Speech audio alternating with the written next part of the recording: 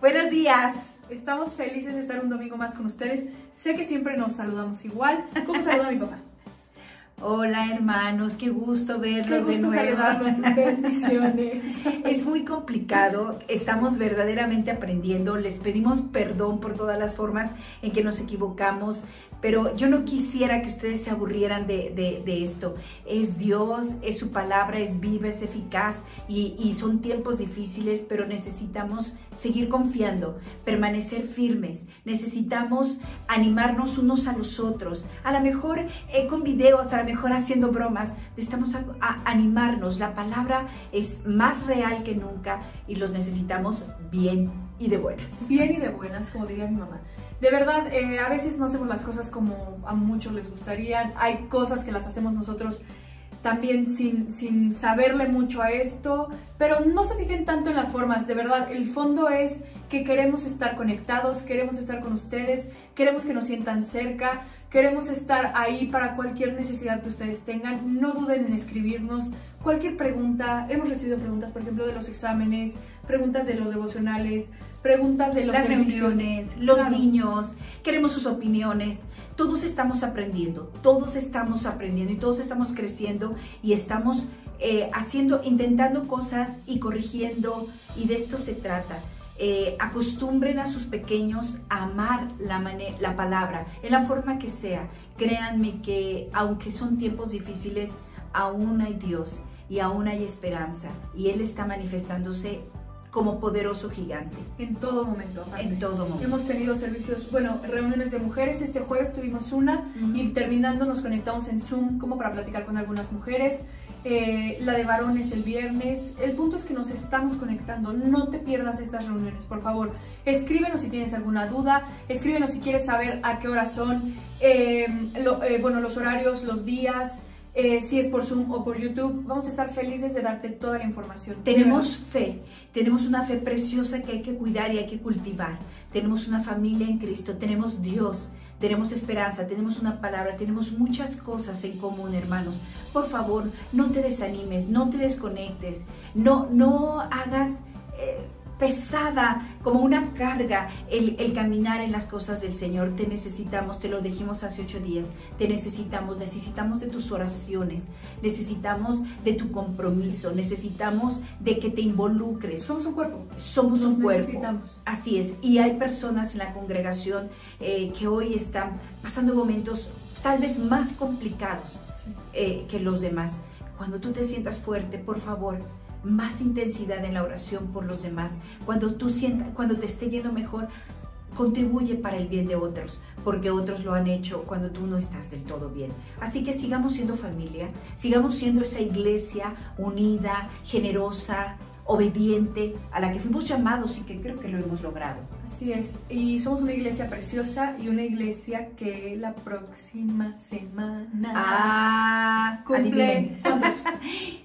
No digas, porque dices tu edad. 9 años, 9 añitos. Nos descobijaste a todos. Sí, yo sé. 9 años de caminar juntos, 9 años de palabra, 9 años de alabanza, 9 años de milagros, 9 años de unidad. No te lo pierdas, estamos preparando algo. Vamos a tener invitados, vamos a tener... Va a estar invitados. No podemos hacer mucho. Hubiéramos querido invitarlos pastel, a una convivencia, un pastel que partiera mi esposo, así, para que nos alcanzara a todos. Pero ya habrá tiempos. Pero no podemos estar solamente pensando cómo hubiera sido o cómo era. Tenemos que decir, hoy tenemos esto y hay que disfrutar. Así es. Gracias, hermanos, por estar con nosotros. Gracias. No se pierdan la prédica del día de hoy. Quédense, conéctense. Y compartan el link si tienen a alguien a quien les podría gustar estos mensajes. Los amamos. Les mandamos un fuerte abrazo. Hasta luego. Bye.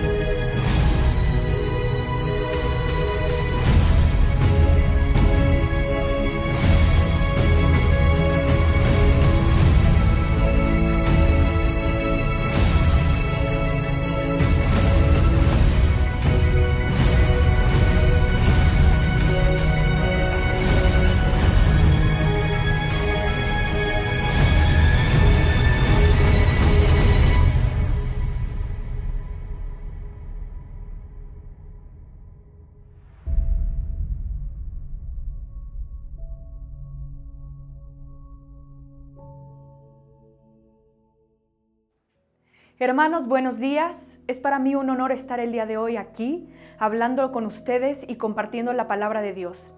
Como ustedes ya saben, el día de hoy nos toca Romanos 9. Romanos 9, 10 y 11 forman parte de una unidad. De hecho, muchos teólogos dicen que es como un paréntesis que hace el apóstol Pablo para esta magnífica carta. Hemos venido hablando desde el capítulo 1 hasta el capítulo 8 cómo el Evangelio es poder de Dios para salvación. Pero es en este momento donde el apóstol Pablo se detiene y dice: quiero que este mensaje quede claro para todos y no quiero que quede duda alguna. Que Dios siempre cumple sus promesas y que Él es fiel. Esa es la premisa de estos tres capítulos, 9, 10 y 11. ¿Por qué el apóstol Pablo se detiene para hablar de esto? ¿Por qué el apóstol Pablo se detiene en este momento tan importante del capítulo 8 y el capítulo 9 lo empieza sin ningún otro tipo de introducción? Él empieza a hablar de lo que él está sintiendo. El foco principal del apóstol Pablo en estos capítulos no es la doctrina de la elección incondicional como algunas personas lo enseñan. El foco principal del apóstol Pablo en estos tres capítulos es que Dios siempre cumple sus promesas. Y es lo que él quiere que tú sepas el día de hoy, que Dios no falla, no ha fallado y no fallará. Pero ¿qué es lo que está pasando? El apóstol Pablo ha estado hablando de cómo el Evangelio es poder para salvación. Pero se detiene y dice, no quiero que se confundan, porque a lo mejor y seguramente en ese momento muchas personas empezaron a levantar dudas y argumentos de cómo es que el Evangelio es poder para salvación, pero Dios no ha podido salvar ni siquiera a su pueblo, que es el pueblo de Israel. Por eso en este capítulo el apóstol Pablo va a hablar de la elección de Israel. Y como se los había dicho, la máxima que el apóstol Pablo va a abordar en estos capítulos es la intención por la cual nos va a abrir su corazón, y es mostrar la fidelidad de Dios a su palabra, y ese es el punto, y me gustaría que no nos perdiéramos de ahí. Como les dije, va a ser Romanos 9, 10 y 11. Hoy no vamos a terminar el capítulo 9 de Romanos, porque tiene mucha información, y nos va a encantar poder profundizar más en esto. Israel era la nación del pacto, la descendencia física de Abraham. Es al que se le había prometido un Salvador, que es nuestro Señor Jesucristo. Por eso es tan importante este punto. Por eso el apóstol Pablo decide, en medio de todo lo que venía platicando del Evangelio y cómo era poder para salvación, él decide abrir brecha y meter este tema tan importante de la elección de Israel. Ahora, ¿cuál es el problema? ¿Por qué el apóstol Pablo siente esa necesidad de comprobar el punto de que Dios es fiel? Se los voy a platicar. Pablo, como les dije, había estado exponiendo el Evangelio y el poder que éste significaba.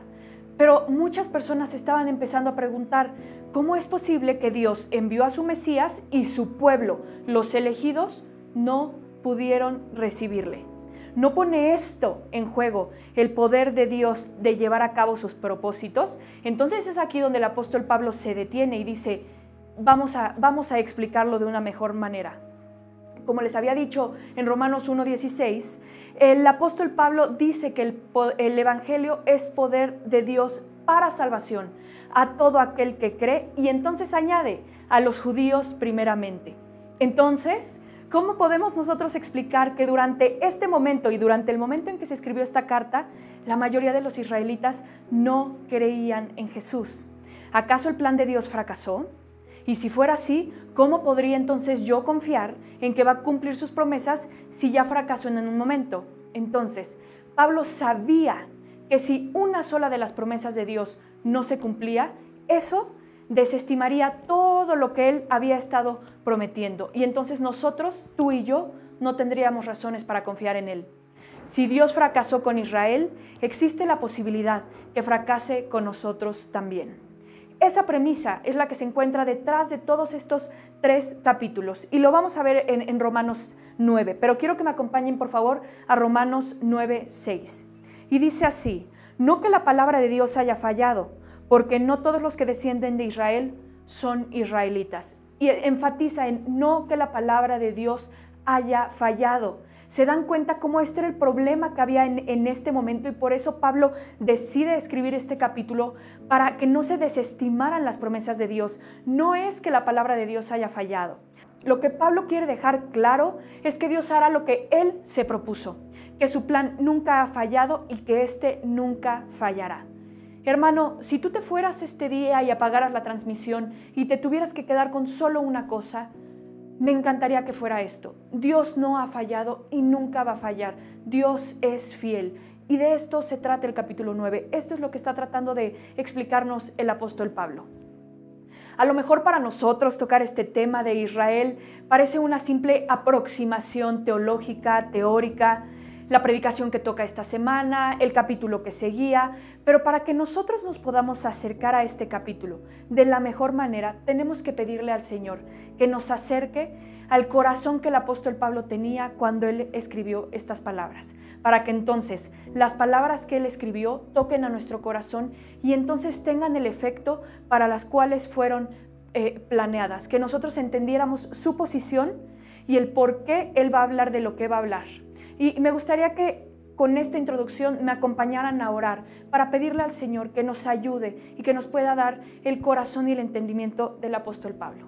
Amado Señor, estamos en este día, este domingo glorioso, Padre, abriendo nuestra boca, Señor, para exaltar tu nombre. Hemos tenido un tiempo de adoración, hemos tenido un tiempo de alabanza. Esta semana ha sido increíble, Señor. Gracias porque nos has traído hasta este momento.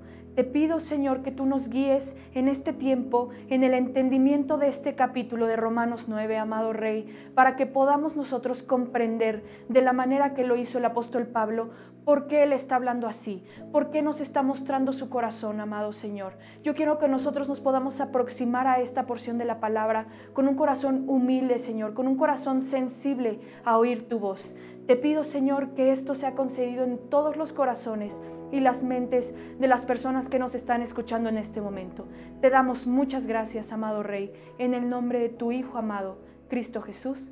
Amén. Hermanos, después de los primeros 8 capítulos, el apóstol Pablo, sin ningún tipo de transición, nos abre su corazón y nos relata el dolor tan profundo que siente por el pueblo de Israel. No era fácil. Estos de los que él va a hablar aquí eran sus hermanos. Él va a mostrar y quiere que nosotros veamos su corazón. Por eso yo le pedí al Señor que abriera nuestro corazón y nos sensibilizara, porque no es otro tema y otro capítulo teórico. Este capítulo es el corazón del apóstol Pablo, es el corazón del libro de Romanos. Por eso yo quiero que lo veamos con la mayor sensibilidad que podamos. Como lo mencionan muchos teólogos, hablan de estos 3 capítulos como si fueran un paréntesis, como se los mencioné al principio. De hecho, nosotros podríamos juntar el último versículo de Romanos 9 y el primer versículo de Romanos 12 y tendrían casi una total congruencia. Es decir, que muchas personas dicen que si quitáramos Romanos 9, 10 y 11, el libro de Romanos se seguiría leyendo igual. Me gustaría leerlos para que ustedes lo pudieran comprender mejor.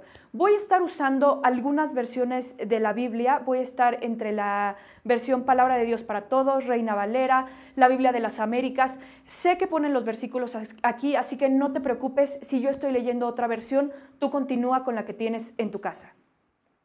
Y dice así, Romanos 8:39.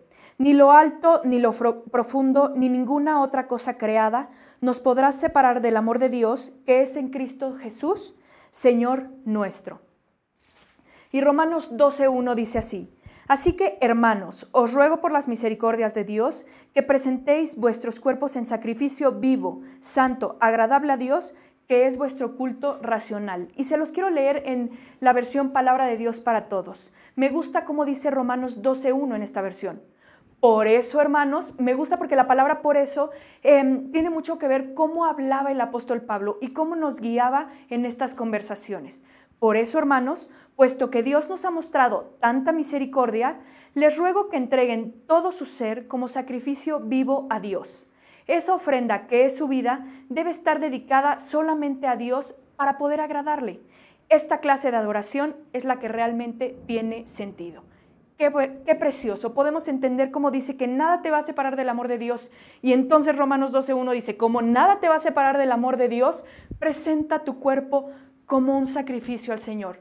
Para mí tiene mucho sentido. Como les decía, podríamos quitar Romanos 9, 10 y 11 y podríamos juntar Romanos 8 y Romanos 12 y se entendería.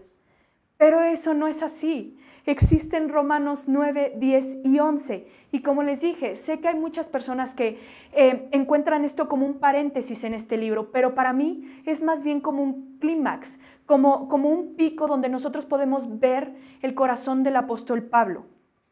Él nos abre su corazón y nos muestra este dolor tan grande y continuo en su interior, y comienza así este magistral capítulo 9. Y me gustaría que pudieras comenzar estos capítulos poniéndote en el lugar del apóstol Pablo. Como les dije, el apóstol Pablo tiene gran tristeza en su corazón porque ahora él considera a un pueblo que parece estar separado de Dios, el Israel incrédulo, y el cual rechazó al Mesías, que nosotros lo sabemos, y Pablo usa toda afirmación posible para que tú puedas entender y declarar que su gran tristeza está sobre Israel. Y empieza así, por favor, Romanos 9:1. En la versión Reina Valera lo vamos a leer así.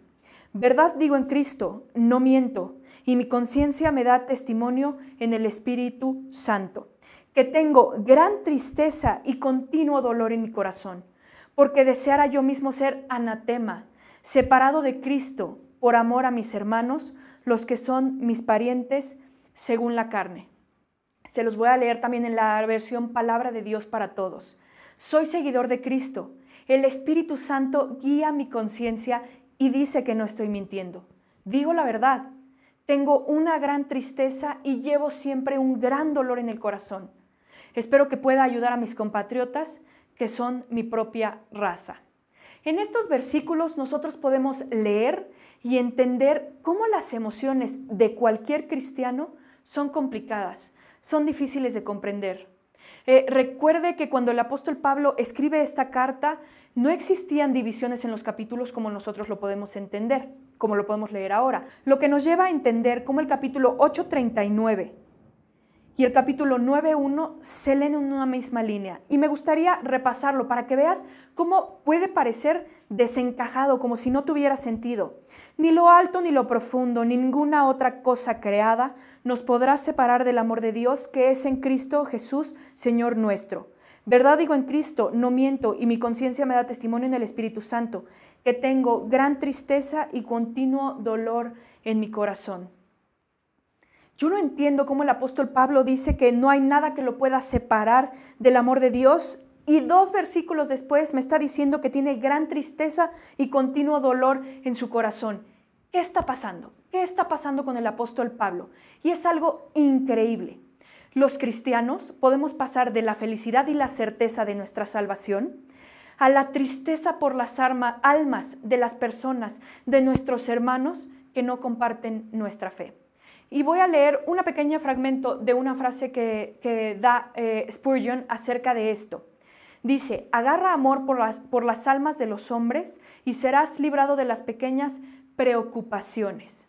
Lo que quiere decir es, llena tu alma de gran dolor y tus pequeños dolores serán echados fuera. Cuando a ti y a mí nos duelen nuestros hermanos y cuando vemos el gran dolor que produce estar alejado de Cristo, entonces tus problemas y los míos pasan a un segundo lugar. Como dice Spurgeon, tus pequeños dolores serán echados fuera. Esta semana en el grupo de herederos estudiamos algunas películas de los líderes del siglo XX, que gracias a sus convicciones lograron lo que muy pocos. Hablamos de Nelson Mandela, de Margaret Thatcher, de Martin Luther King, que son personas que hicieron todo para lograr un solo objetivo, una sola causa. Y estas personas se dolían por lo realmente importante. Estas personas decidieron anteponer su dolor, sus preocupaciones, por una causa mucho más grande, una causa que los cubría a ellos y a las personas que los amaban. Y seguramente estas causas ni siquiera ellos las habrían visto culminadas. ¿Te recuerda a alguien? ¿Alguna persona que dio todo para las causas de otras personas? El apóstol Pablo estaba feliz y él estaba convencido de que nada lo podía separar del amor de Dios. Pero durante ese momento de felicidad, tomó una pausa y fue entonces que se duele por sus hermanos, por los que no entendían y los que estaban rechazando al autor y consumador de su salvación, nuestro Señor Jesucristo. ¿Cuál fue entonces este gran dolor del apóstol Pablo? Este dolor es el que hizo que sus otros dolores fueran echados fuera, como dice Charles Spurgeon, que es las circunstancias, que las cosas comunes, que sus dolores a lo mejor corporales no tuvieran el peso que tenía este otro gran dolor que él decide poner por encima de los demás, y era que sus hermanos estaban perdiendo. Él nos lo dice en el capítulo 9. Una de las cosas que más dolor puede provocar en el corazón de un creyente es experimentar el gozo de estar en Cristo y ver la realidad de que muchos de los que amamos se mantienen en pie de guerra contra Él.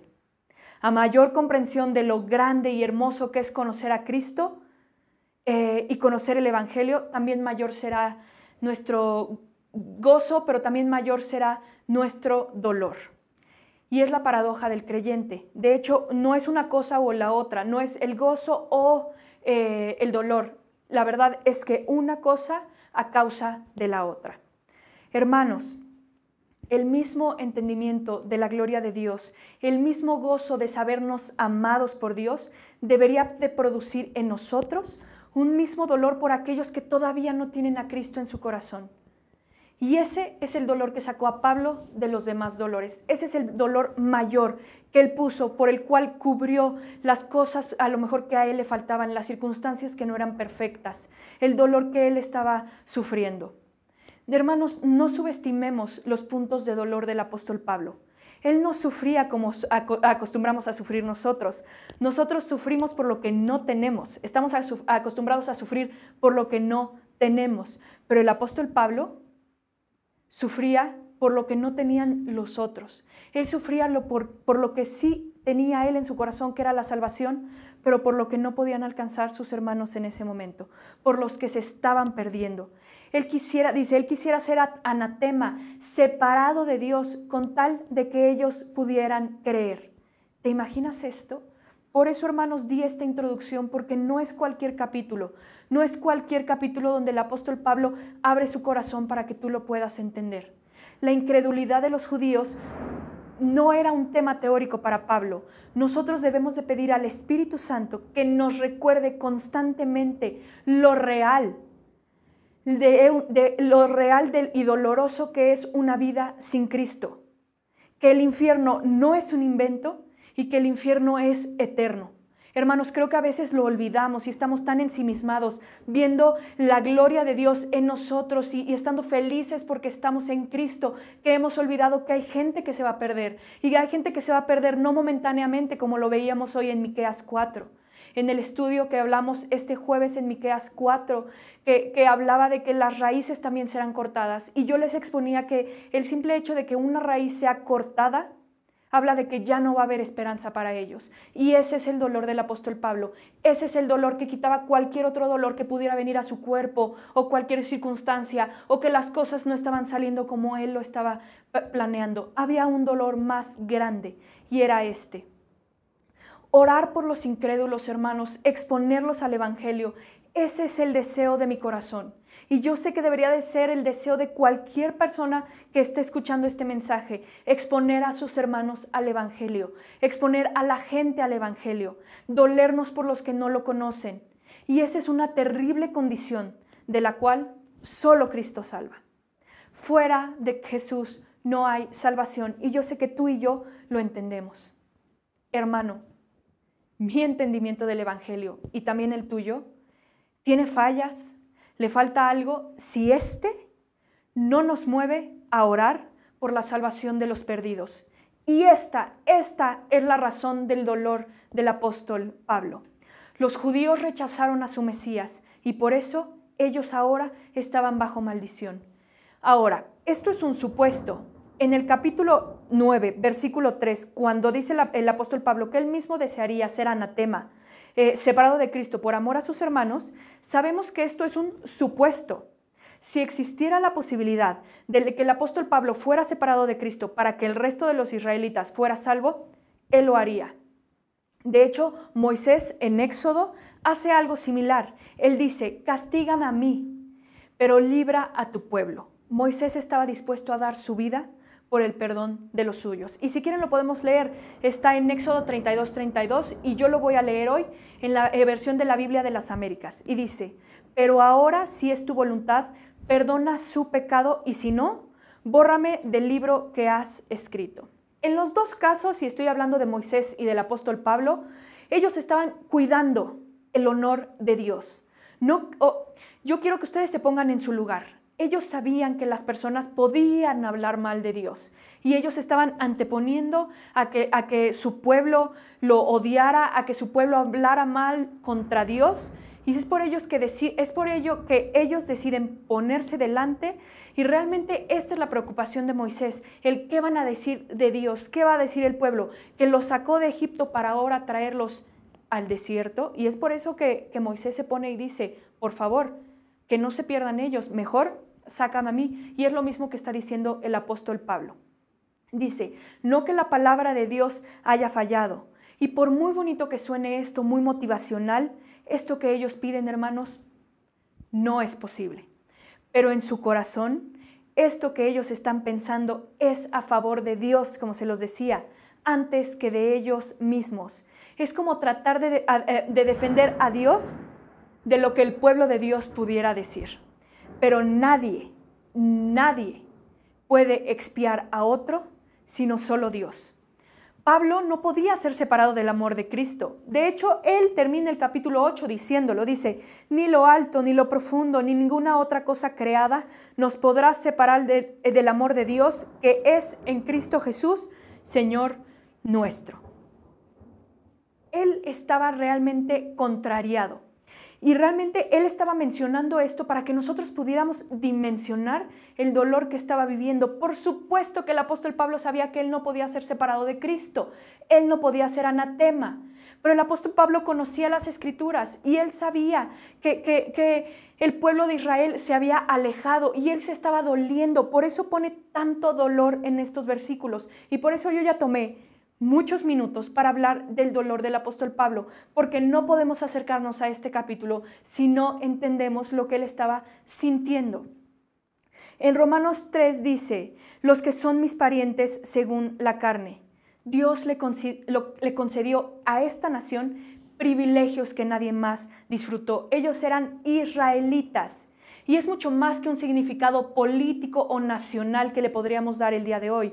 Ellos fueron los que recibieron primero las promesas de salvación en Cristo. Y como lo menciona Romanos 4, voy a avanzar un poco, dice que son los israelitas, de los cuales son la adopción, la gloria, el pacto, la promulgación de la ley, el culto, las promesas y de quienes son los patriarcas y de los cuales, según la carne, vino Cristo, el cual es Dios sobre todas las cosas y bendito por los siglos. Amén. Les dio 7 bendiciones al pueblo de Israel. La primera, una adopción como hijos. Y lo dice en Éxodo 4 también, cuando Dios le dice al faraón, Israel es mi hijo. ¿Te imaginas que cuando el Señor también ha dicho a tu vida, porque yo sé que lo ha dicho, tú eres mi hijo? ¿Te imaginas lo que es eso? Yo sé que tú lo has vivido. Ponte en esa situación cuando el Señor te dijo, tú eres mi hijo. Eso mismo le dijo a Israel. Pero también le dio la gloria. Y la gloria quiere decir que Dios moraba en medio de su pueblo y ellos lo vieron. Pudieron ver la gloria de Dios. Eso es increíble. No se lo dio a cualquier nación. Se lo dio al pueblo de Israel. Les dio también el pacto. Y un pacto es una promesa jurada. Y no jurada por cualquier persona. Es una promesa jurada por Dios. Dios jura sobre promesas y esas se llaman el pacto. Les dio también la promulgación de la ley. A ellos les fue mostrada la bendición y la prosperidad. Les dijo, sigan sobre mis estatutos y serán benditos. Esa es la promulgación de la ley. Les dijo cómo ser aceptos delante de Él. Por eso también les dio el culto. Quiere decir que instituyó un sistema de sacrificios para recordarles que viene un Mesías, el Cordero de Dios que quita el pecado del mundo. Qué increíble. Este culto del que se está hablando, la promulgación de la ley, el pacto, la gloria, la adopción como hijos, son cosas que les dio al pueblo de Israel. No era cualquier nación. Les dio las promesas, dice, todas las promesas que apuntaban a Jesús. A Él les dijo desde tiempo atrás muchas promesas de las cuales nosotros hoy podríamos leer porque sabemos que toda la Biblia apunta a Jesús. A ellos les fue dicho este misterio acerca de Jesús desde hace mucho tiempo. Y por último dice, les dio a los patriarcas, Abraham, Isaac y Jacob, hombres de los cuales hizo un pacto de pura gracia. Y no era cualquier cosa ser descendiente de los patriarcas. De hecho, ellos eran amados. El pueblo de Israel era amado a causa de los patriarcas. Y lo podemos leer, por favor, en Romanos 11, 28. Y dice así. Así que en cuanto al evangelio, está hablando de los judíos, así que en cuanto al evangelio, son enemigos por causa de vosotros, pero en cuanto a la elección, son amados por causa de los padres. Es lo que está diciendo aquí Abraham, Isaac y Jacob. Y después termina diciéndoles el mayor privilegio de todos, que de su carne vino Cristo, de la descendencia de Abraham. Y lo podemos leer en el primer versículo del primer capítulo del Evangelio de Mateo. Y dice así, libro de la genealogía de Jesucristo, hijo de David, hijo de Abraham. ¡Qué increíble! Jesús era hijo de Abraham. Jesús era judío. No era cualquier nación. Desde esa nación salió el Mesías. No era cualquier nación y era por eso el dolor tan grande del apóstol Pablo. Porque el Dios de gloria tomó una naturaleza humana para venir y salvarnos de nuestros pecados. Y entonces vino por la línea de Abraham y vino a través de los judíos. Entonces vino a través de Israel. Hermanos, como les dije, este es el dolor de Pablo. ¿Cómo es posible que un pueblo tan privilegiado, preparado para la llegada del Mesías, no pudo reconocerlo y lo rechazaron? Lo que Pablo va a demostrar, de hecho lo que el apóstol Pablo siempre está demostrando es que él revela que contrario a lo que nosotros podríamos pensar, Dios va a llevar a cabo su plan en una forma sorprendente para salvar a los descendientes físicos de Abraham que él se propuso salvar. Nuevamente, regreso, Romanos 9:6. No que la palabra de Dios haya fallado. La palabra de Dios no ha fallado. Dice, porque no todos los que descienden de Israel son israelitas. Dios tiene un plan, pero los hombres, tratando de establecer su justicia, han rechazado la de Dios. Y lo dice también en Romanos 10:3. Porque ignorando la justicia de Dios y procurando establecer la suya propia, no se han sujetado a la justicia de Dios. Dice, pero Dios en su plan va a hacer lo que Él se propuso hacer. Hermanos, nosotros, los hombres, estamos acostumbrados a llamar injusto a lo que no entendemos.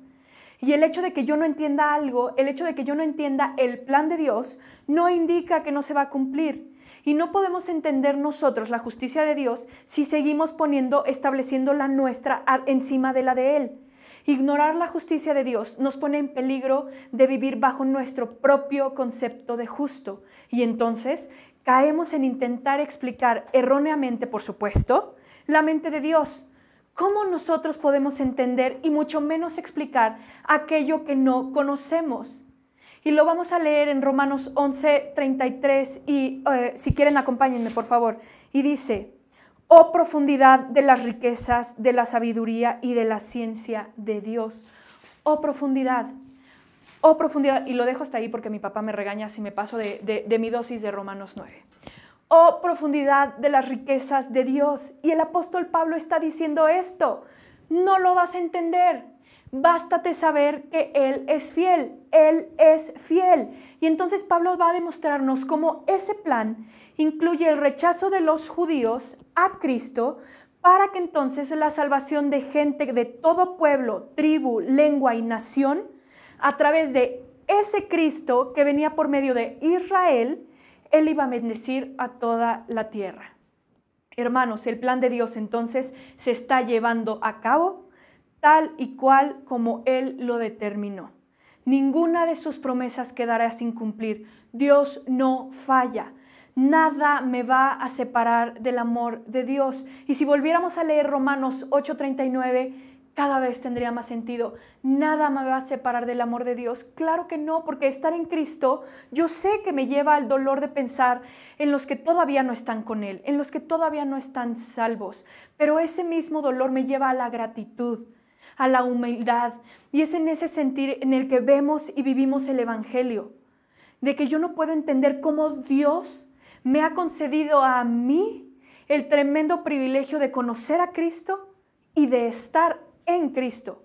No hay nada que yo pudiera hacer para lograr estar en Cristo, ni hoy ni mañana. Señor, ¿por qué será que me invitaste a mí? ¿Por qué pude yo estar en tu presencia? Y es esto, hermanos, los que nos lleva nuevamente al gozo de saber que estamos en su presencia, pero al dolor de saber de los hermanos, de nuestros hermanos en la carne, que no están todavía ante Él, que no han entregado su vida, pero nos lleva otra vez al gozo de comprender que sin yo merecerlo, fui elegido. Y hoy yo quiero hacer un llamado en este momento. Sé que no he terminado la predicación, pero si tú hoy sabes que estás causando dolor en el corazón de algún hermano tuyo por haber rechazado a Cristo, yo te pido que puedas a lo mejor cerrar tus ojos y entregar esa rebeldía, entregarla delante de los pies del Señor, porque hay gente que se duele por tu salvación. Y yo quiero decirte hoy que el infierno sí es real y el infierno es eterno y hay rodillas que se han doblado por tu salvación. Es momento de que te des cuenta de que solo en Cristo hay salvación. No en la forma en la que tú has vivido, solo en Cristo hay salvación.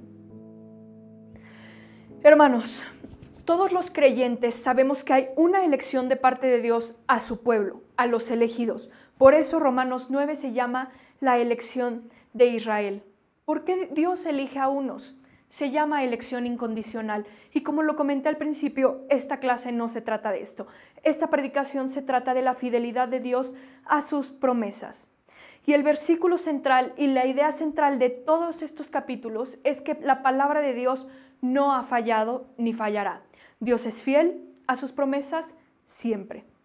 ¿Podemos nosotros entonces confiar en Dios y en sus promesas? Y Pablo va a contestar en este capítulo, claro que sí. Dios no ha fracasado y nunca va a fracasar.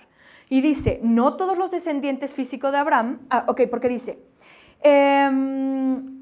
ni por ser descendientes, perdónenme, en el 6, porque no todos los descendientes de Israel son israelitas, ni por ser descendientes de Abraham son todos hijos, sino en Isaac te será llamada descendencia.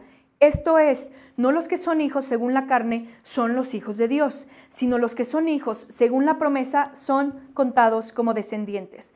Porque la palabra de la promesa es esta: por este tiempo vendré y Sara tendrá un hijo. Me voy a detener ahí, aunque voy a estarlos explicando. Dice, no todos los descendientes físicos de Abraham forman parte del verdadero Israel, al que fueron hechas las promesas. ¿Por qué? Porque Abraham tuvo muchos hijos, digamos no muchos, pero varios. Tuvo a Ismael, tuvo a Isaac y después se casó y tuvo otros. Estos hijos, Ismael e Isaac, son a los hijos que podríamos pensar que fue dada la promesa, pero no es así. Existe un Israel espiritual y existe otro espiritual.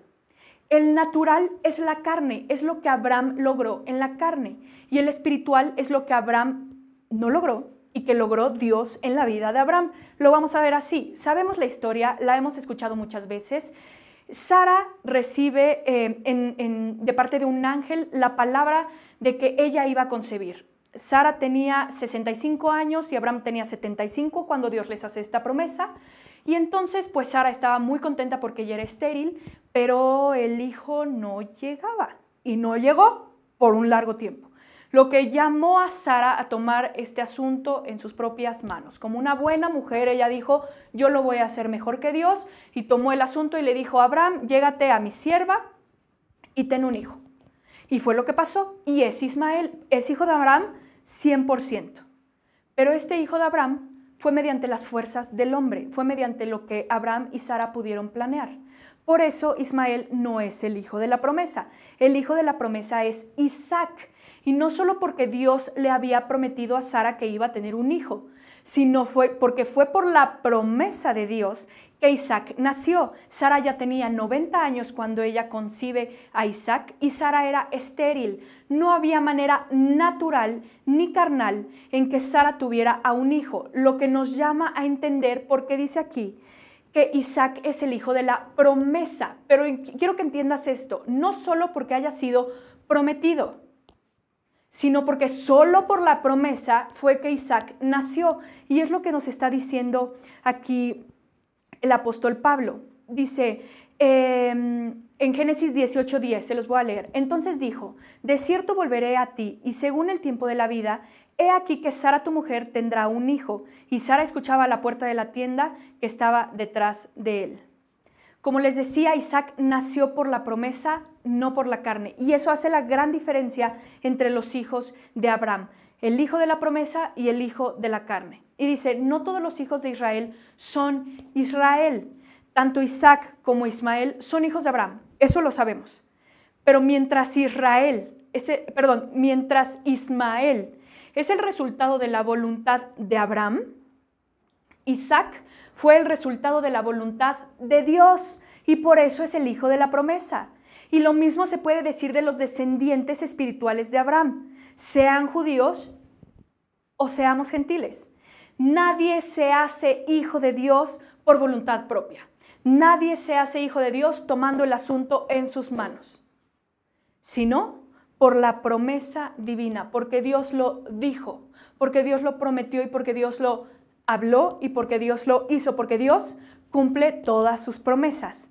Tú no eres hijo de Dios de forma natural, en tus esfuerzos o según lo que pudiera lograr tu carne. Tú eres hijo de Dios por su palabra, porque Él lo dijo, porque Él habló a tu vida.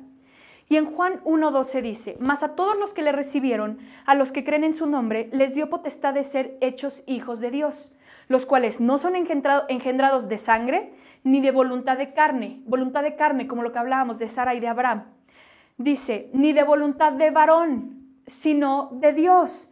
Entonces nosotros somos sus hijos porque Dios lo dijo. Todos somos traídos de un estado de muerte a la vida por el Espíritu de Dios, porque en la eternidad Dios nos eligió para que nosotros fuéramos suyos. Y en Gálatas 4:28 me encanta y dice, así que hermanos, nosotros como Isaac somos hijos de la promesa. ¿No te encanta que tú eres un hijo de la promesa? Que Dios lo prometió y Dios habló a tu vida y le dijo a tu espíritu, vive, y tú viviste y tú pudiste escuchar la voz de tu pastor. Dios eligió que nosotros fuéramos suyos por medio de la fe en Cristo Jesús. Nosotros somos hijos de la promesa, como lo he dicho, y no del esfuerzo humano. No fue por una buena predicación, no fue por un buen predicador, ni siquiera fue por un gran problema que tú llegaste a Cristo. Fue el Espíritu de Dios, que cuando escuchabas la palabra, Él te dijo, vive, y Él nos trasladó del reino de las tinieblas al reino de Dios. Y este es el argumento que el Señor Jesús usa en el discurso del buen pastor. Lo vamos a leer en Juan 10:14 al 16. Y dice, yo soy el buen pastor y conozco mis ovejas y las mías me conocen. Así como el Padre me conoce y yo conozco al Padre y pongo mi vida por las ovejas. También tengo otras ovejas que no son de este redil. Aquellas también debo traer y oirán mi voz y habrá un rebaño y un pastor. Dice, yo también tengo otras ovejas, ya las tengo, y lo dijo el Señor Jesús hace años, y lo dijo en un verbo que no decía, yo voy a tener, o yo tuve, dice, yo las tengo, porque el Señor, tú y yo, ya estábamos elegidos, y no iba a tener una condición para ver si se puede que Él tenga unas ovejas, Él ya las tenía, y yo ni siquiera había nacido, y yo ya estaba escogida. Yo ya estaba escogida para estar hoy aquí predicando este mensaje. Y Él dice, yo ya tengo otras ovejas que no son de este redil, pero que a ellas también es necesario que yo las traiga porque ellas oirán mi voz. Y oirán mi voz porque son mías. Y lo dice siguiendo en Juan 10:24 al 30 y dice, y le rodearon los judíos y le dijeron, ¿hasta cuándo nos turbarás el alma? Si tú eres el Cristo, dínoslo abiertamente. Jesús les respondió, os lo he dicho y no creéis. Las obras que yo hago en nombre de mi Padre, ellas dan testimonio de mí. Pero vosotros No creéis. Y no creéis porque no sois de mis ovejas, como os he dicho. Porque mis ovejas, ¿qué? Oyen mi voz, y yo las conozco, y me siguen, y yo les doy vida eterna, y no perecerán jamás. Ni nadie las arrebatará de mi mano. Mi Padre que me las dio es mayor que todos, y nadie las puede arrebatar de la mano de mi Padre. Yo y el Padre, uno somos. Dice, ustedes no creen porque no son de mis ovejas. Nosotros, tú y yo, somos ovejas de Jesús, porque cuando nos predicaron el Evangelio, nosotros escuchamos su voz, escuchamos la voz del Padre. Nosotros creímos porque ya éramos ovejas de Jesús. Y Juan 10:26 remarca esto, que nosotros creemos porque somos de sus ovejas y no al revés. Dice, mi Padre que me las dio. ¿Y qué crees? Tú como oveja y yo como oveja somos el regalo de Dios a Jesús. Nosotros somos un especial tesoro y Él nos cuida. Y Él dice que Él dio su vida por nuestra vida. Eso es increíble. Y también lo dice en Juan 17:2. Lo voy a leer en la versión de las Américas. Por cuanto le diste autoridad sobre todo ser humano para que dé vida eterna a todos los que tú le has dado, a todos los que el Padre le dio al Hijo, tú y yo, como regalo a nuestro Señor Jesús. ¡Qué increíble! Sé que tú y yo vemos a nuestro Señor Jesucristo como un regalo para nosotros, y lo es. Pero ¿te imaginas que Él nos vea a ti y a mí como un regalo para Él? Eso es increíble. Dios le dio autoridad para que Él pudiera darle vida a los escogidos por Dios desde la eternidad. Y lo dice en Juan 10, del 6 al 9. He manifestado tu nombre a los hombres que del mundo me diste. Dice, eran tuyos y me los diste y han guardado tu palabra. Ahora han conocido que todo lo que me has dado viene de ti, porque yo les he dado las palabras que me diste y las recibieron. Y entendieron que en verdad salí de ti y creyeron que tú me enviaste. Yo ruego por ellas, y esto me encanta, no por el mundo, sino por las que me has dado, porque son tuyos. No por el mundo, no por todos, no por el mundo, por ti y por mí, por los que el Padre le dio al Hijo. ¡Qué increíble! Dice, yo no ruego por el mundo. Hermanos, si estamos en Cristo es porque Dios nos dio a Él desde la eternidad y Él eligió que fuéramos de los suyos. Y es para probar que no todos los descendientes de Israel son Israel. Somos hijos de Dios porque Él lo prometió y eso depende de Dios. No depende de ti, no depende de mí, no hay gloria en mí, no hay gloria en lo que se nos ha predicado, solo hay gloria en el Padre, solo hay gloria en Cristo. No hay gloria nada más, no hay gloria en que tú hayas aceptado, ni siquiera en eso hay gloria en que Él nos eligió. Y por supuesto que hay que arrepentirnos y creer porque esa es nuestra responsabilidad, para eso fuimos llamados. Para eso es que nosotros somos libres, también para poder elegir. No por ser nosotros elegidos somos obligados, ni por ser elegidos somos salvos. El pueblo de Israel fue elegido y no por eso fue salvo. Hubo algunos de ellos que fueron elegidos como un especial tesoro y como lo vimos en Malaquías, ellos dijeron, no, yo no. Entonces el apóstol Pablo da otro ejemplo y dice, la elección tiene que ver todo con Dios, nada conmigo. Tiene que ver con su gracia y esta es la totalidad de su soberanía. Nosotros normalmente, hermanos, llamamos injusto a lo que no entendemos y realmente ese es el tema, que no lo vamos a comprender y que si le tratamos de dar una explicación terrenal a la mente de Dios, estaremos equivocados. Y después dice, y ya para terminar, habla de Jacob y Esaú. Dice, y no solo esto, sino también cuando Rebeca concibió de uno, de Isaac nuestro padre. Y me gusta, entre paréntesis, pues no habían aún nacido, ni habían hecho aún ni bien ni mal, para que el propósito de Dios conforme a la elección permaneciese, no por las obras, sino por el que llama. Se le dijo, el mayor servirá al menor, como está escrito, a Jacob amé, mas a Esaú aborrecí. El propósito de Dios conforme a la elección. Jacob y Esaú eran mellizos. Nosotros ya también conocemos esa historia. Ellos estaban en igualdad de condición. ¿Por qué el apóstol Pablo habla de Jacob y Esaú justo después de haber hablado de Isaac e Ismael? Hay personas que creen que Dios escogió a Isaac porque era mejor. Hay personas que creen que Dios escogió a Isaac porque él era hijo de la mujer legítima de Abraham. Hay personas que creen que Dios no eligió a Ismael porque era de otro pueblo, porque su madre era esclava. Pero entonces el apóstol Pablo, conociendo que nosotros íbamos a tratar de interpretar la mente de Dios, nos dice, no se trata de eso. Ahora les voy a poner un ejemplo de la elección de Dios, aún en condiciones iguales. La única diferencia, podemos decir, con Esaú es que él nació primero, pero dice, no hay más diferencia entre ellos. Y me gusta porque dice, pues no habían aún nacido, ni habían hecho aún ni bien ni mal. No solo te está diciendo, no habían hecho nada mal, tampoco habían hecho nada bueno. Nada bueno para ser elegidos. No es por esto que nos elige el Padre. El Padre nos elige no por alguna condición. Él nos elige porque Él es Dios. Y eso nos tiene que quedar más que claro. Y por eso yo sé que el apóstol Pablo toma tiempo para explicarlo, porque hay razonamientos humanos que nosotros vamos a querer sacar. Bueno, a lo mejor porque Jacob después iba a poder elegir a Dios. No, aquí dice, no habían hecho nada bueno ni malo, ni Esaú ni Jacob. Y hay una anécdota que cuentan con... bueno, mejor se las cuento ahorita para terminar. No había hecho Jacob nada bueno y aún así él fue el elegido. La elección de Dios no se basa en ninguna obra de la que él ya haya previsto, y de esto se trata la elección incondicional, para que el propósito de Dios conforme a su elección permaneciera, no por las obras, sino por aquel que llama. La elección se basa únicamente en su propósito.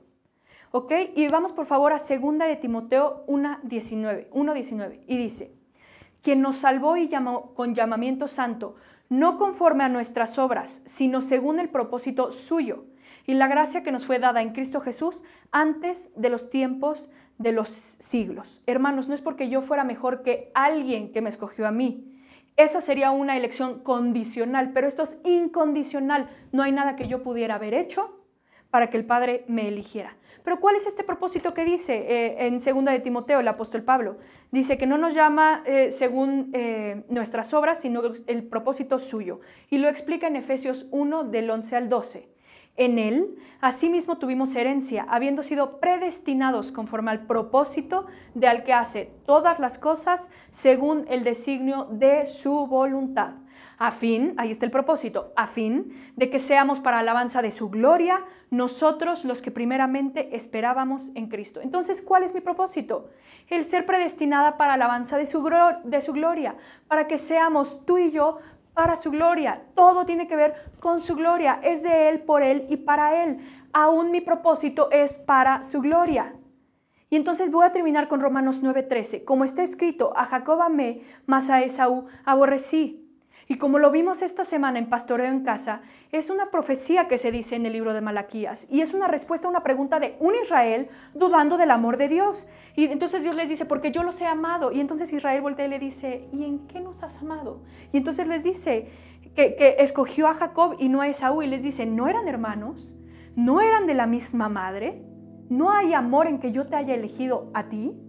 Y entonces ahí viene la anécdota que les quería contar. Resulta ser que a Spurgeon se le acerca a una mujer y le dice, pastor, ¿me podría explicar, por favor, Romanos 9:13, esto de la elección de Dios me parece un poco injusto?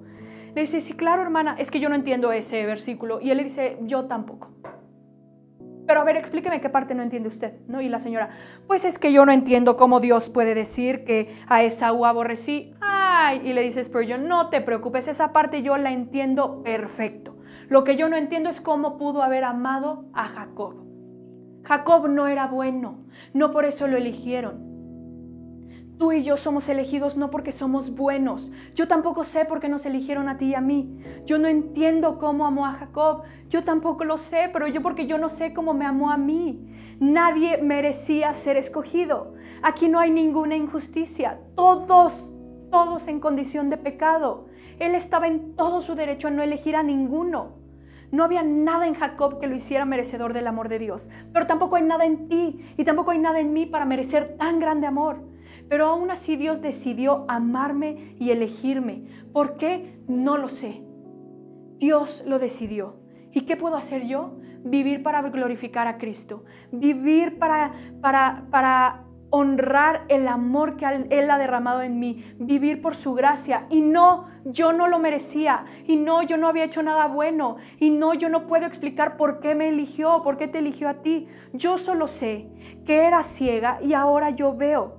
Yo solo sé que Él lo decidió en su soberanía y que Él nunca falla y que Él es fiel y que Él siempre cumple sus promesas y que yo pasaré toda mi vida hablando de ese amor, porque mi propósito es glorificarlo a Él en todo y que todo en mí señale a Cristo.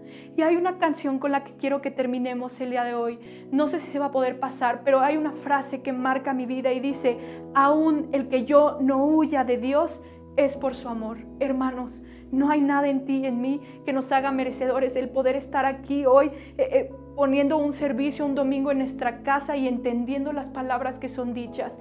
Nosotros somos ovejas y por eso entendemos. Nosotros fuimos elegidos y no hay nada que tú hayas hecho. No te preocupes, no hay nada tampoco que tú puedas hacer para perder, para quitarte de este amor. Él te amó, Él te eligió y tú hoy solo puedes entregar tu corazón y decirle: amado Rey, hoy entiendo que tú reinas sobre todo, que fue tu elección por encima de la mía, que tú mandas en mi vida y que tú vas a guiar todos mis pasos de este día en adelante, porque yo solo puedo comprender la humildad con la que me puedo ahora acercar a ti, porque yo no mereciendo nada, tú me diste todo. Te damos gracias, amado Rey, por este tiempo. Gracias por esta predicación. Gracias por este Romanos 9, amado Padre, donde el corazón de un siervo tuyo, como el apóstol Pablo, se abrió, Señor, y ahora esa escritura puede tocar también nuestros corazones. Te doy muchas gracias por este tiempo. Gracias por las familias de esta iglesia. Gracias, Señor, porque nos permites llegar cada día a más personas. Te amamos y te alabamos. En el nombre de Jesús. Amén. Hasta luego.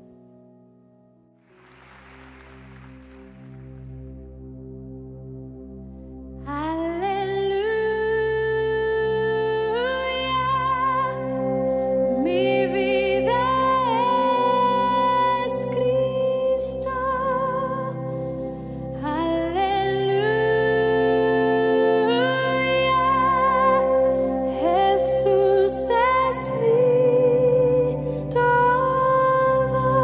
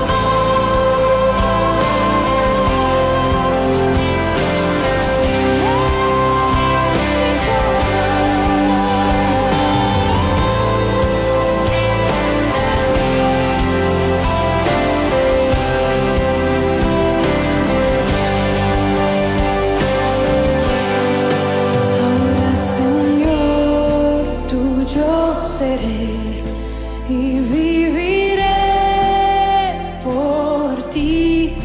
Tus mandamientos seguiré por tu poder.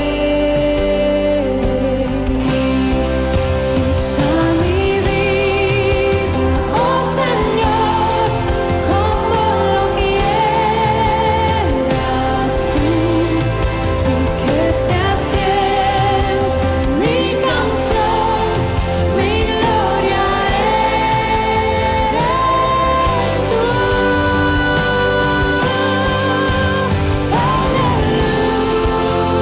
Aleluya, mi vida es Cristo.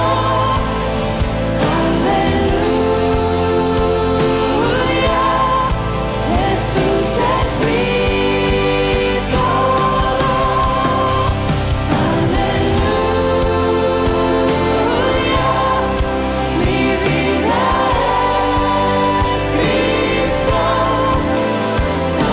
Aleluya, Jesús es mi todo.